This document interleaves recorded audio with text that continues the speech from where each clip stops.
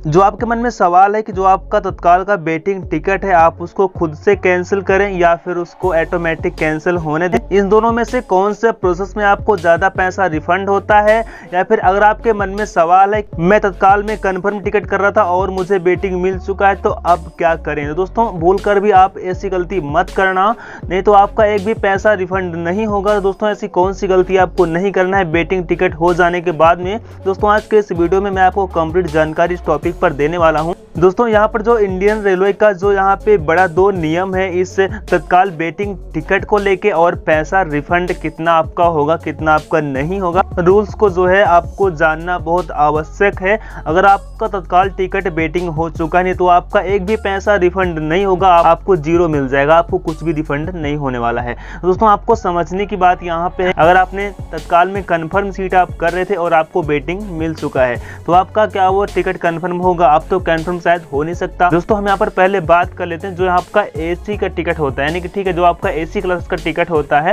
जो आपका AC class का बेटिंग टिकट है, अगर आपने केवल एक टिकट को कंफर्म कर रहे थे और आपका टिकट बेटिंग हो चुका है, अगर वो ऑटोमेटिक कैंसिल होता है तो ऑटोमेटिक कैंसिल होगा जब, यानी कि जो भी आपकी ट्रेन होगी जो उसका डिपार्चर टाइम होगा उसके बाद में टिकट आपका कैंसिल ऑटोमेटिक होता है और उसमें आपका पैसा 60 रुपया प्लस जीएसटी आपका उसमें कट के बाकी का पैसा आपका रिटर्न हो जाता है। ठीक है, लेकिन दोस्तों अगर आप एसी टिकट यानी कि जो आपका बेटिंग टिकट है एसी वाला, अगर आप उसको अपने आप से कैंसिल करते हैं तो आप जाहिर सी बात है कि ट्रेन आने से पहले उसको आप कैंसिल कर देंगे, उसमें आपका पैसा सेम करता है, यानी कि आपका 60 रुपया प्लस जीएसटी कटेगा तभी आपको पैसा रिटर्न होगा। ठीक है, तो दोस्तों इसका मतलब है कि आपका जो अगर आप खुद से कैंसिल करते हैं तो पैसा उसमें आपको जल्दी रिटर्न हो जाता है, लेकिन जो आपका स्लीपर क्लास का अगर आपका बेटिंग टिकट हो चुका है तो आप उसको कैंसिल करते हैं तो आप उसको कैंसिल करें या फिर आप उसको ऑटोमेटिक कैंसिल होने दें। दोस्तों मैं बता दूं आपका जो भी स्लीपर क्लास का टिकट होता है उसमें आपका 60 रुपये कटता है और सेम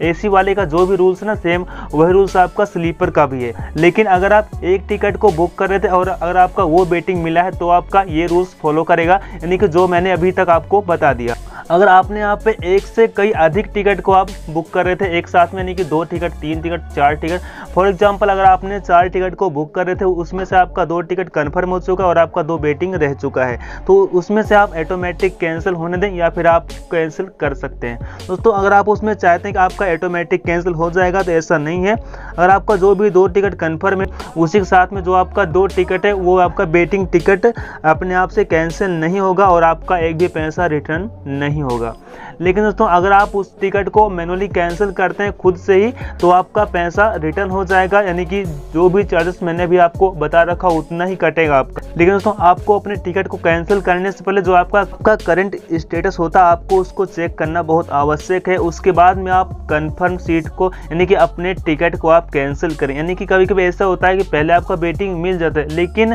क्या पता कब आपका टिकट कंफर्म हो गया। अगर आपका टिकट कंफर्म है और आपने अगर उसको बेटिंग समझ के कैंसिल कर दिया तो आपका एक भी पैसा रिटर्न नहीं होगा, आपको कुछ भी रिफंड नहीं मिलेगा, आपको रिफंड में केवल जीरो मिलेगा। यानी कि जो आपका तत्काल का कंफर्म टिकट होता है चाहे किसी क्लास में हो, आपका उसमें कैंसिलेशन पे आपको जो है कुछ भी रिफंड नहीं मिलता है, बस आपको केवल बेटिंग पे रिफंड मिलता है। तो दोस्तों आपके मन में जो भी डाउट था शायद वो क्लियर हो चुका है। अगर आपको अब भी कोई भी डाउट है तो आप मुझे कमेंट बॉक्स में कमेंट करके पूछ सकते हैं। दोस्तों अगर आपको वीडियो पसंद आई है तो वीडियो को लाइक कर देना और मेरे चैनल को सब्सक्राइब कर लीजिएगा।